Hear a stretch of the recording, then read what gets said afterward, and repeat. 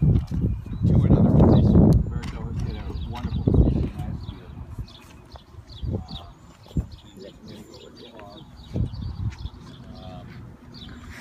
This is another year. Okay. And one of them I'm proposing here is that, well, okay, well I guess I can do it again. It seems to be maybe we got a problem with the former board, and we definitely have a problem with TCM. And I'm thinking maybe with the attorney that represents the association, it doesn't seem to want to recognize that there's a problem there and to come to our aid. Okay, since Natalie and I and Boyka, who will be here later hopefully, were elected an election on February 16th, the association, after they failed to have an election when they were supposed to. So anyway, they haven't recognized us, and they continue on with whatever they were doing, whatever that is, which I'm not too sure, except sending out letters to people who haven't paid their dues. And some people did not pay their dues because they were requested not to do it because the board wasn't valid. And that's our assertion today. Assertion. Anyway, so this letter is to the Texas Attorney General. This is a petition. The Texas Attorney General Ken Paxton, telling him that we believe that Westwind Patio Homes Association and Texas Community Management have been violating laws, Texas and federal laws. That they've committed mail fraud when they send letters out to you and say they're demanding your payment, that they're legitimate representatives of the association when they're not, that they have committed perjury by filing a paper with the state that says that they're the legitimate board when they're not. Especially the last one, the last member? Yeah. Huh? Especially the last member? Yeah, the last one that was filed. Oh yeah, the October 3rd of 14. That one for sure. So filing before he was appointed? Yeah. They may be forgery in the election also. Election signing the signature. Yes. That is possible. I don't know whether they have forgery. They haven't met quorum. He said they haven't met quorum. Oh, so no, not yet, huh? No, they keep. And the election, they keep trying. Yeah, they keep trying. Well, at least they're doing that. I mean, they could fake quorum, and you know, we'd have a hard time proving it, I guess. But whatever. Well, one thing that we have to tell about that is that they're trying to have quorum because they want to elect another board member, and this board member, he already filed as a new director before he gets elected. That's right. How is that possible? How can somebody be in the board and if the election hasn't occurred yet? Does that make sense? None of it makes sense, really. But anyway, so this is pointing out these kind of violations, as well as I like this one especially. You know, the RICO, the racketeer influence and corrupt organization, that opens you up to special enforcement, and it's just another violation. I figure they've been conspiring to do that. So this petition. I'm sorry, I didn't get that. What they're conspiring to do? What What did you say before conspiring to do? Conspiring. Okay. Well, conspiring to maintain control of this association illegally, conspiring to take money and say that they are the board when they're not. Using the mail to do this, that makes it mail fraud, that makes it a federal offense, okay? And if you do 2 or more mail fraud mailings, it qualifies under what's called the Racketeer Influence and Corrupt Organizations Act, which is RICO. When that just allows them to prosecute you and to do other kinds of enforcement actions against you, fine you and throw you in prison, stuff like that. that's another one. So that's the RICO. I'm saying that they have violated these rules. Okay.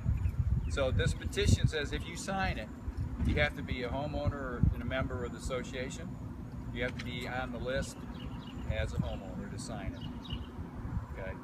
But that asking that the Attorney General investigate the former board, Texas Community Management, Patricia Ortiz, and the owner, Stephen Edgar, as well as the attorney that sends out the letters, James R. Young, for suborning perjury, letting Mary Cardoso sign that she was president when she wasn't. And she signed that form with the state, and in the bottom it says, you're signing this form in good faith and under the threat of perjury. Okay? So, and she still signed it. Okay? In conspiracy. So that's a petition I have here tonight. If you're willing to sign it, we'll send the complete deal to the Texas Attorney General's office here on Travis Street. He's got an office here, and see if they do anything.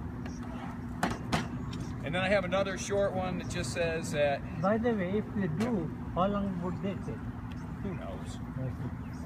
We have no idea whether they will even will do anything or not. The more signature we have, The better. the better. The more likely they will take notice. Yes. Right. In a case for the investigation. The whole idea is they passed the law in 2012 that gave us more rights, they gave us more protections, but they never built anything into there that if, like, say, the association and TCM decided to violate it, they didn't put anything in there that says what they would do to them. They won't do anything to them, which means that we would have to sue them in court, which generally, I don't know if there's any attorneys in here, but that usually makes money for the attorneys and nobody else. And our last discussion that we had with attorney that's across the street from me, he said, well, we could take this to court and he would be willing to work half price. But he estimated to get it into court to where the judge would say, okay, you need to mediate, that'd be $10,000. And then if you didn't want to mediate and you wanted to go all the way through court and try the case, it would be probably $30,000. And when you did that, you'd have to have a forensic accountant go through all the books, and he said that might even be $10,000, right? Those numbers? Okay. So we don't have any records yet to be able to identify how much money we might have at risk. So it would be an incredible gamble and probably pretty stupid to start, throwing $10,000 around for somebody that we don't even know what we're getting, except maybe former guys off the board. So that route doesn't seem to be very viable, and I think that would mean every house would have to kick in like $200 to do that. And now there's another way to avoid this. Okay, every time that we're trying to have a meeting, something, we appreciate people who come here. But if you count, if I remember well, the largest meeting that we had so far was like 27. If we make it to 90, we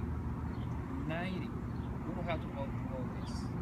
Because we have 90 people willing to sign to go to the office and demand, okay, we already voted, these are our directors.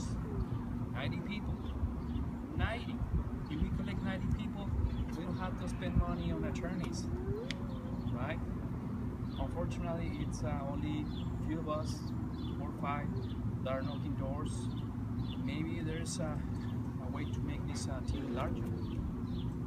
Like, you know somebody that is in front of you, next to your house, if you try to make this group to reach to a point to 90 people, then that's all it takes to win this case, right? Because probably you remember that the largest is less than 30 people. We need 90 people to come to sign to demand the rights. Now last year, if you guys were over here and you remember, Humberto did this. He got 86 signatures. 86 signatures, and they said, well, some of these signatures are bogus, so we're not going to believe anything. So that was their excuse. The attorney said, who said? TCM did. TCM. TCM said, oh no, we've seen. Patricia, you mean? Yeah, exactly. Yeah. You know, she's wonderful. So they questioned my signature because when I married my wife 23 years ago, we never changed her name on the house. So her name is not my name. So I wasn't even thinking. When I signed the petition, I signed it Jim Place, and her former name was Alice O'Connell. Instead of, she's Alice Place, but it was Alice O'Connell. So I'm sure they said, well, you know, this is a bad signature. We can't accept this one. So if we had any, and that would have been 85, and if you get down to 81 is under 50%. 82 is the cutoff, because we're 163. So I never looked at all those names to find out, but if we had any renters that signed or anything like that, or then they would have had a valid, because it had to be 50%, right? It had to be 82 valid signatures. And we would have had to go to court again. We would have had to do the same darn thing.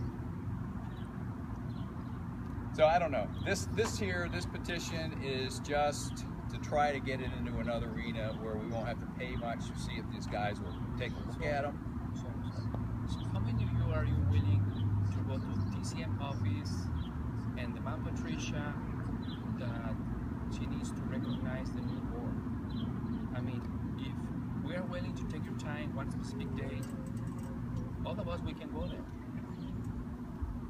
They'll probably call And what cops. will Yeah. Oh, yeah. If you do it, you do it in a civil manner, with no screaming, okay, we are United people, we have something to tell you. But it has to be really, really close to 90. Otherwise, we're not enough. We're not enough. That's never going to happen. We're going to get 90 people to go anywhere. It's not going to happen. I don't know. I've seen cases where you have a lot more people. So on April 29th, next week, they're having another, trying to elect board members still. Yes. Yeah. So I don't understand why so the people, it's y'all three that are the board right now? No, that one is you two? You and I and So, Boyka. why aren't we able to go there and re-elect you until, are we just trying to gain control back from them? I mean, is that the outcome of this? Well, it's been a long trail between what the road that Humberto went down, and then the road that we went down, and we've been doing this since January, pretty much January. What's likely to happen? But you're right, that is the suggestion that was given when we were walking around here the last couple of days, and that is just go to the election on 29. The only problem is they're only going to vote 2. Previously, they only wanted to vote 1. So why they decided they're going to vote 2 member slots this time instead of 1, I have no idea. But 2 people being elected would control the board, so changes could be made. Are y'all So on if the you ballot? No, but what I'm saying So is if you two win, I mean, because my concern is that, I mean, us losing, access to the pools, to the tennis courts, trash. I mean, who's paying those bills? They've got plenty of money. They've collected our money. They've made more collections than not. The letters they are sending about them, putting judgment and liens against our homes now, blah, blah, blah, which I'm sure y'all have all seen those. Those are my concerns. I mean, it'd be great if to have, 2 concerned board members like y'all, but, I don't understand why we can't go there and still try to, still have that say over what happens if we truly are the, if you are the board. Right. Well, hey, it either, all I want to do is see the board change, and all I want